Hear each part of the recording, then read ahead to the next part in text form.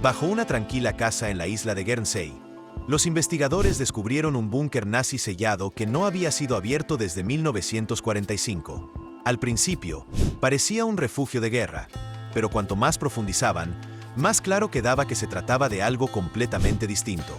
Desde sótanos ocultos, hasta restos que lo cambiaron todo. En este video nos adentraremos en este hallazgo extraordinario.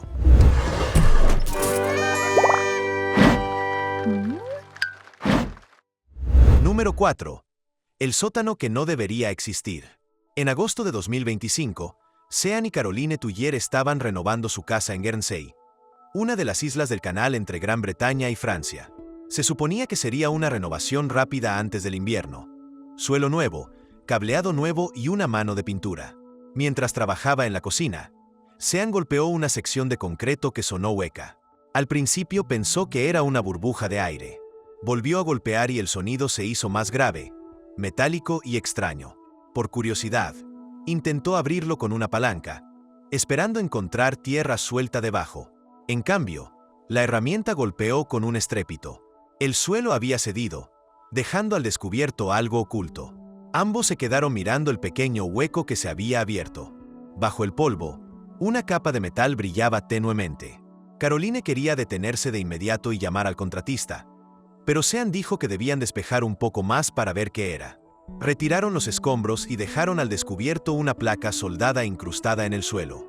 Cuando Sean la tocó, notó que la superficie estaba fría, no por el aire, sino por dentro. Incluso a través de los guantes, sintió su suavidad antinatural, como si se hubiera conservado intacta. Según su relato, el aire que escapaba por la grieta tenía un fuerte olor a aceite y óxido. No olía a viejo ni a rancio.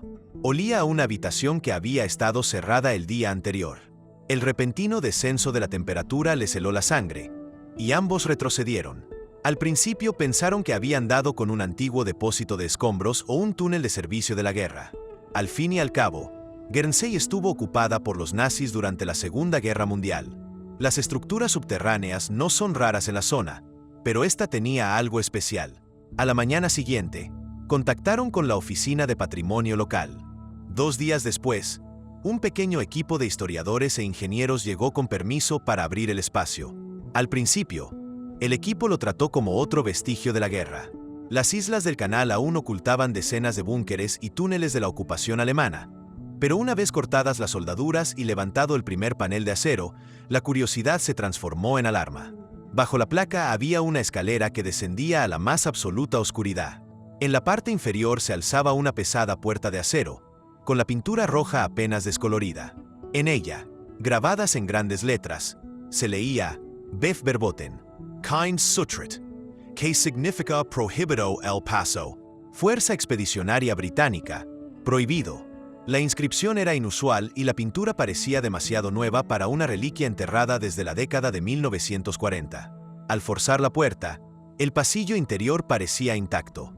Los cables seguían discurriendo ordenadamente por las paredes, y bajo la luz de la linterna se distinguían letreros numerados.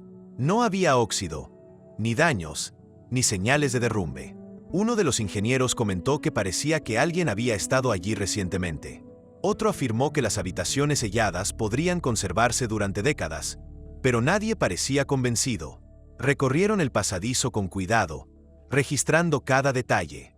Cerca de una esquina, Sean vio una rejilla metálica en el suelo. Al golpearla con la bota, sonó hueca. El equipo retiró la rejilla y encontró una trampilla debajo, asegurada con un pequeño candado de rueda. Uno de los historiadores la examinó y afirmó que ese diseño nunca se había utilizado en búnkeres comunes. Era del tipo instalado en instalaciones militares de acceso restringido. El grupo intentó girar la rueda, pero se detuvo cuando empezó a moverse. No estaba sellada por el óxido, lo que significaba que el mecanismo aún funcionaba. Todos comprendieron lo que eso significaba. Había más abajo. Lo que habían encontrado era solo el principio. La charla se apagó al asimilarse la realidad del descubrimiento. Y mientras el equipo permanecía junto a la escotilla cerrada, la idea comenzó a tomar forma. Fuera cual fuese el propósito para el que se construyó este lugar, nunca debió ser descubierto. Número 3. Segundo nivel. Una sala a la espera de órdenes. Cuando el equipo abrió la trampilla e iluminó el interior, El haz de luz reveló un estrecho pasillo de concreto. Las paredes estaban pintadas de gris militar, y a pesar del polvo, el color se mantenía nítido. A cada lado había puertas metálicas idénticas con las inscripciones Laboratorio A y Almacén 3. Quedó claro de inmediato que este nivel se había construido con un propósito específico. La distribución era precisa, las esquinas estaban limpias y nada parecía roto ni dañado. Más que una ruina, parecía una instalación en plena operación. Entraron con cuidado en la primera habitación. Parecía un almacén. Latas de raciones, bidones de agua sellados y tanques de oxígeno estaban apilados ordenadamente a lo largo de una pared. Cada objeto llevaba un sello con la fecha de 1944. Las marcas eran nítidas y los recipientes parecían listos para usar. Uno de los ingenieros comentó que el lugar se asemejaba más a una sala de supervivencia que a un laboratorio. No había objetos personales, ni señales de que alguien la hubiera habitado, solo preparativos. Era como si alguien la hubiera acondicionado para un evento que nunca llegó. La segunda habitación, etiquetada como Laboratorio A, planteaba aún más preguntas. Las mesas estaban perfectamente alineadas y los instrumentos colocados con la precisión propia de un taller en plena actividad. Un gran ventilador estaba instalado sobre la pared posterior. Al conectarlo a la corriente eléctrica, las aspas comenzaron a girar. El sistema seguía funcionando tras décadas bajo tierra. Los ingenieros intercambiaron miradas de inquietud. No podían explicar cómo un equipo tan antiguo podía funcionar con tanta fluidez. En el centro de la habitación había una amplia mesa metálica cubierta de mapas. Hilos rojos unían diversos puntos de las islas del Canal de la Mancha, formando un patrón que se extendía hacia la costa francesa. Parecía indicar posibles rutas, pero no había leyenda ni notas que explicaran las marcas. Un teléfono de disco estaba atornillado junto a la mesa. Su auricular estaba envuelto en papel encerado, como si alguien hubiera intentado protegerlo. Cuando uno de los ingenieros probó la línea, el teléfono no funcionaba, pero el cable parecía intacto. A lo largo de la pared del fondo había varias cajas de madera. La mayoría estaban marcadas para uso médico y contenían guantes quirúrgicos, jeringas y vendas de tela selladas con papel encerado. Entonces encontraron una que destacaba entre las demás. Llevaba una etiqueta que decía Versuchsperson, nicht öffnen, que significa sujeto de prueba, no abrir. Dentro había frascos de vidrio llenos de un líquido turbio. El contenido era desconocido. Algunos informes posteriores afirmaron que los frascos contenían pequeños trozos de tejido y restos de animales. Un ingeniero dijo creer haber visto una extremidad cercenada, pequeña y delgada como la de un primate, con clavos metálicos incrustados en el hueso. Otros dijeron que se trataba solo de un efecto óptico, pero nadie cuestionó la interpretación de la etiqueta. Hacia un rincón de la habitación, descubrieron un alto cilindro de vidrio tumbado de lado. El vidrio estaba agrietado, pero no hecho añicos. En su interior había una forma oscura suspendida en un líquido espeso. Según uno de los ingenieros, parecía el cuerpo de un animal pequeño, posiblemente un mono o un perro, con un delgado tubo metálico que entraba por el cuello. Una tenue etiqueta metálica en el borde del cilindro decía Sonderprobe, que significa espécimen especial. Informes posteriores indicaron que uno de los ingenieros se negó a volver a entrar en la habitación tras verlo. Creía que los experimentos en ese búnker habían ido más allá de la experimentación con animales. Para cuando terminaron de catalogar los hallazgos, la pregunta ya no era qué era ese lugar, sino quién lo había construido. Nadie podía explicar por qué un centro médico estaba oculto bajo una casa común y corriente. La verdad, como pronto descubrirían, apuntaba a un hombre cuya influencia se extendía hasta los rincones más oscuros de la ingeniería nazi. Un hombre cuyo nombre aún inquietaba a los historiadores décadas después. Número 2. El arquitecto oculto. El plano de Hans Kammler. Mientras los investigadores estudiaban el búnker de Guernsey, comenzó a surgir una inquietante conexión. Entre los documentos recuperados del nivel inferior se encontraron varios planos parciales y marcas estampadas. Al comparar estos símbolos con los registros de ingeniería de los archivos de guerra de Berlín, la coincidencia fue exacta. Todos pertenecían al general de las SS Hans Kammler. Su firma figuraba en miles de páginas relacionadas con las instalaciones más secretas del régimen nazi. Kammler no era solo un ingeniero. Fue el responsable de la construcción de Auschwitz, las fábricas subterráneas de cohetes y los laboratorios experimentales que Alemania intentó borrar después de 1945. El descubrimiento de su código en una pequeña isla del canal fue la primera señal clara de que aquel lugar era mucho más que un refugio militar. El trabajo de Kammler seguía un patrón definido. Se especializaba en estructuras capaces de sobrevivir a la destrucción o desaparecer por completo en caso de ser capturadas. Todos los proyectos que dirigió compartían la misma lógica de diseño. Pasillos simétricos para generar confusión, escaleras retráctiles que podían retirarse desde los niveles superiores y pozos de escape ocultos dentro de los sistemas de drenaje. En Guernsey, los dos pasillos discurrían paralelos, pero estaban separados por un tabique de concreto con un único punto de acceso. La supuesta salida del drenaje conectaba directamente con los acantilados cercanos al mar. Para los ingenieros que la cartografiaron, el diseño era inconfundiblemente obra de Kammler. A medida que la investigación avanzaba, los investigadores rastrearon los registros de viaje de Kammler. En 1943, visitó las islas del Canal de la Mancha en el marco de una operación denominada Unterkunft X. Los documentos que describían esa misión estaban muy censurados, pero varias líneas que se conservaron contenían una frase alarmante: Biologische Versuche im Atlantik, ensayos biológicos en el Atlántico. Los historiadores que examinaron los fragmentos creen que esta frase se refería a experimentos con patógenos y exposición ambiental. Otros sugieren que podría haber implicado pruebas de materiales químicos o genéticos en sujetos vivos. Sea cual sea su verdadero significado, ningún registro oficial explica por qué se habría llevado a cabo tal trabajo en una pequeña isla británica bajo ocupación.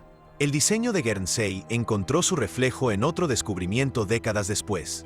En las montañas austriacas cerca de Saint George, bajo el mando de Gusen, planos de construcción desclasificados revelaron una instalación similar de 2 niveles, conocida como Complejo de Montaña 11.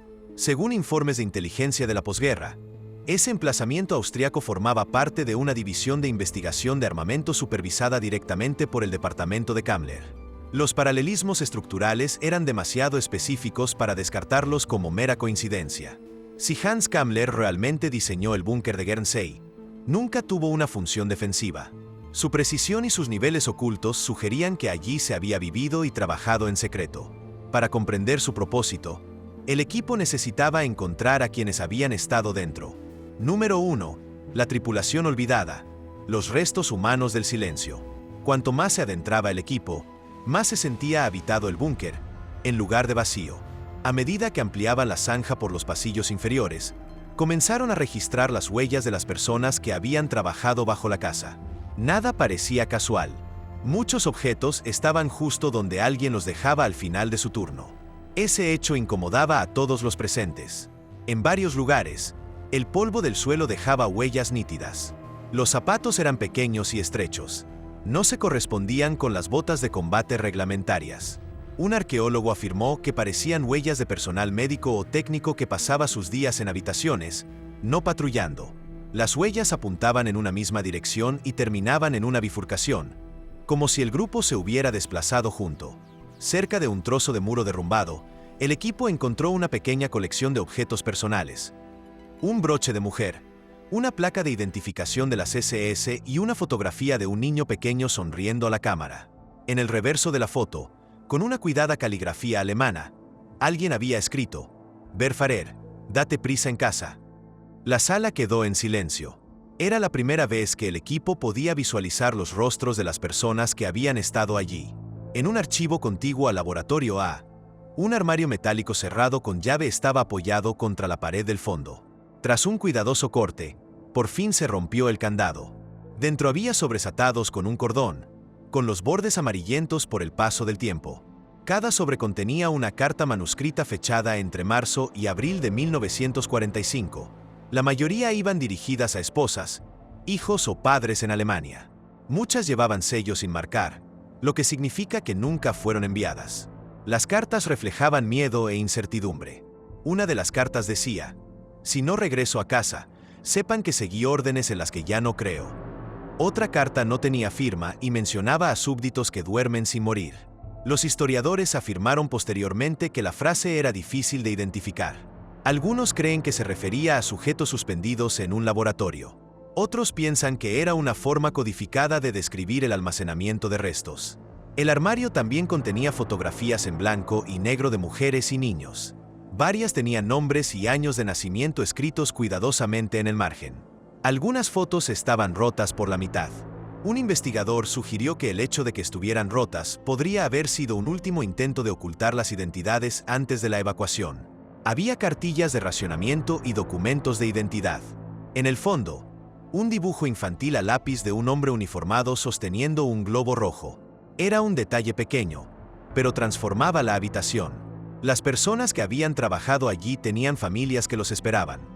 En el marco de una puerta cerca del cruce, alguien había escrito un mensaje con tiza: "Volveremos". Nadie en el equipo se ponía de acuerdo sobre el tono. Pudo haber sido una promesa a los compañeros. Pudo haber sido una amenaza para quien encontrara este lugar. Todas las pruebas apuntaban a una evacuación rápida y organizada. Las pertenencias estaban dobladas. Los papeles estaban atados. Las puertas estaban cerradas.